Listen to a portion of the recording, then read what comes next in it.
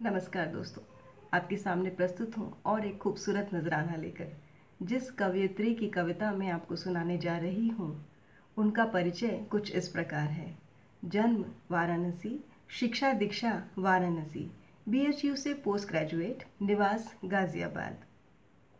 साहित्य इन्हें अपनी माँ से मिला। माँ हिंदी की प्रवक्ता रही। संगीत, कला, साहित्य, लेखन, गायन, जो भी संवेदना के स्थापित क्षेत्र हैं, उनमें ये पूरी तरह पारंगत हैं। बच्चों की शिक्षा में काफ़ी दिलचस्पी रखती हैं और उनमें शिक्षा की जागरूकता जगाने के लिए तथा उन्हें सभी सुविधाएं मुहैया कराने के लिए भरसक प्रयास करती रहती हैं तथा कई स्वयंसेवी संस्थाओं से भी जुड़ी हुई हैं। चित्रकारिता के कई मानक स्थापित कर चुकी हैं।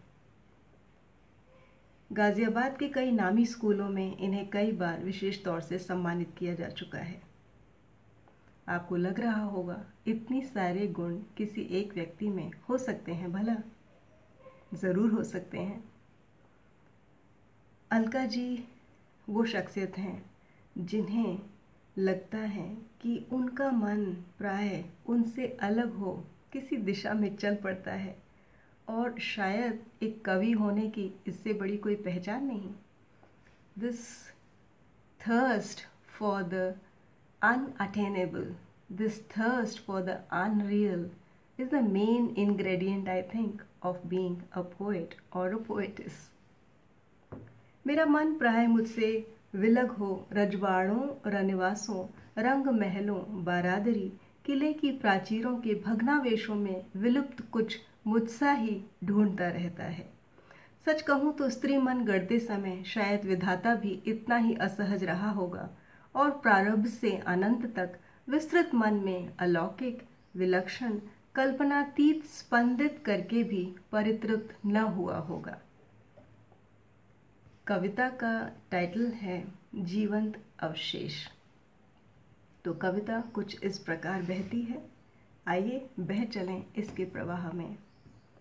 क्यों खंडहर इन महलों के आसक्त किए जाते हैं मन प्राण को?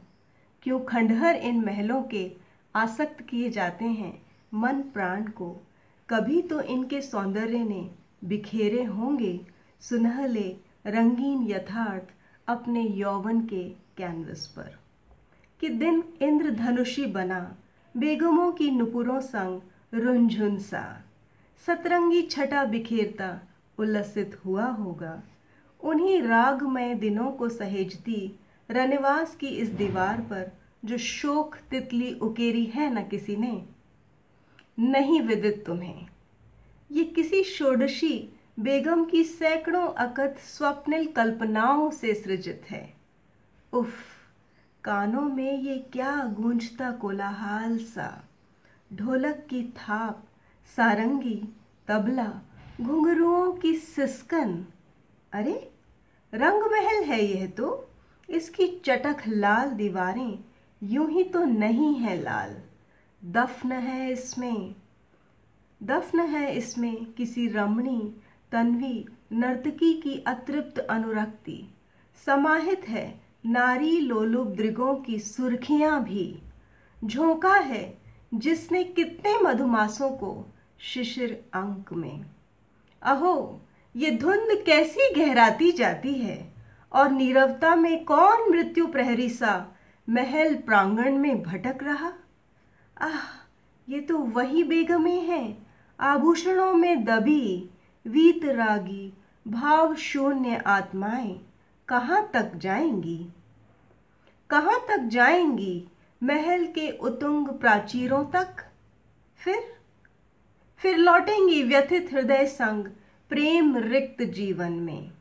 अरे ये क्या उड़ा फर्र से, निश्चय ही कोई मनहूस चमगादड़। हाँ वही तो है। इन निस्तब्ध आख्यानों के जागरूक प्रहरी और तिमिरमय ये मकड़ियां भी तो हजारों ईप्साओं को उलझाती चली जाती हैं मकड़ जाल में। नहीं, यह शाश्वत कदापि नहीं।